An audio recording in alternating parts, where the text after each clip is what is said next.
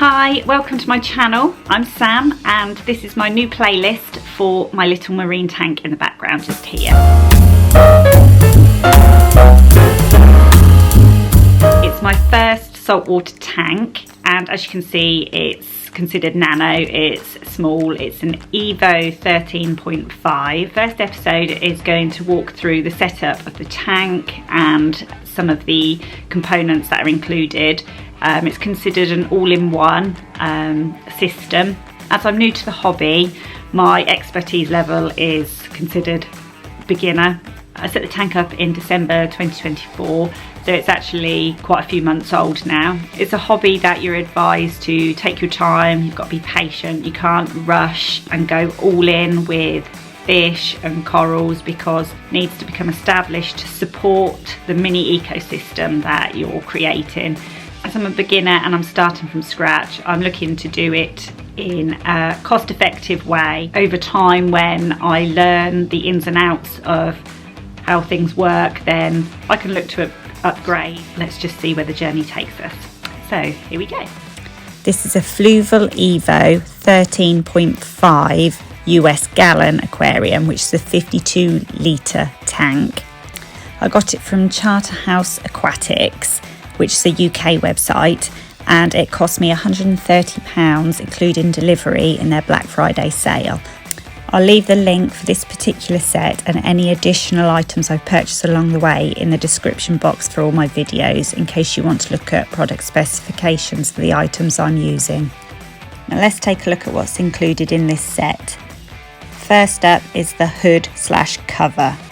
And this comes in three sections. You have the main lid, which covers your display tank. Then you have the rear lid, which covers your filtration chambers. And then the light system fits within the main cover.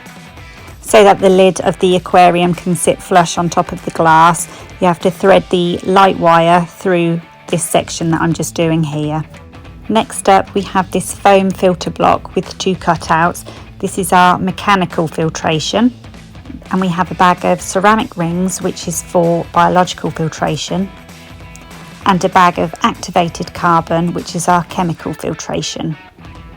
The filtration system on this aquarium starts at the overflow. This handy diagram from spectanks.com shows how the water comes through the overflow on the right hand side of the diagram into the first chamber, where you could add a skimmer at a later date.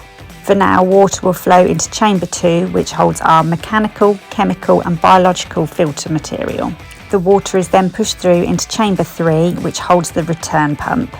And here's the stock pump that comes with this set. It propels water up through the tube and then back into the aquarium through the return nozzles, ready to start the filtration process all over again with the water flowing through the aquarium and back through the overflow. I then need to pop out these little plastic pieces from the filtration lid. This will allow the wires for the return pump, the lights and the heater to run through. And now it's time to add the sand, and I've picked Nature's Ocean live sand, which suggests that it's full of beneficial bacteria to help seed the tank, which will push the nitrogen cycle along maybe a little bit quicker. Maybe it will reduce some of the issues that I could potentially encounter later on. Because my tank is relatively small, I have purchased pre-made salt water and RO water from my local fish shop because I think it's more cost effective than doing that myself. If you have a large tank, then it probably is more cost effective to mix that yourself and get an RO filter installed.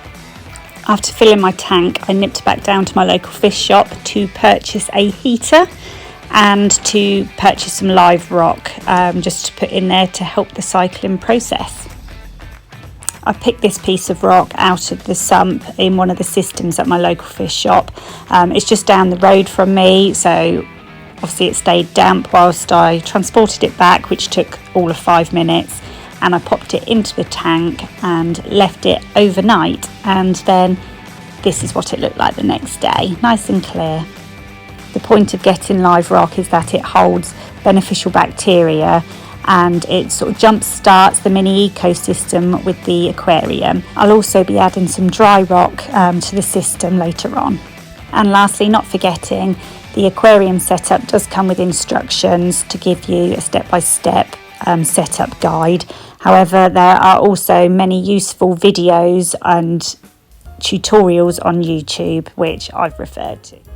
If you've made it this far, thank you ever so much for watching. If you could like and subscribe, that would be great. I've got lots of footage that I've filmed of my journey so far, so I'm in the process of editing that into mini episodes that are bite-sized highlights of what I've been up to. But here's a sneak peek of the tank in the background. See you next time.